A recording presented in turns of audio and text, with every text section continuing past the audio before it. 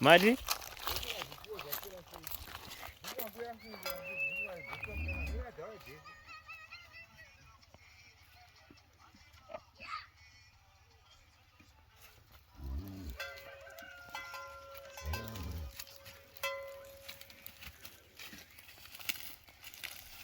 Chimuru.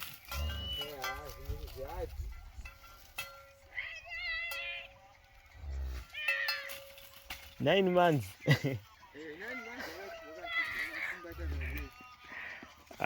Mombe inombogara 9 months. Azorwadza kuti yozofa after 9 months.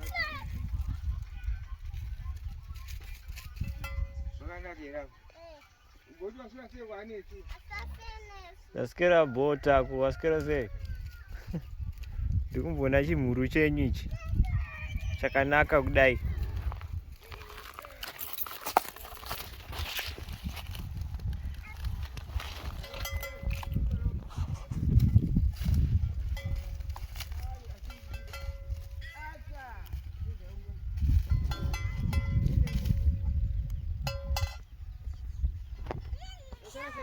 Ndaswera mwe. Oh, matisunungura. Nasina ndatokurumidza nasi. Oh, all right. All right. Kaswera sei kambudzana kai?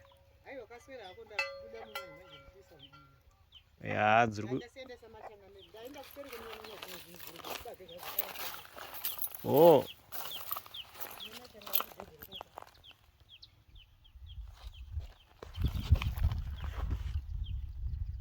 Yeah.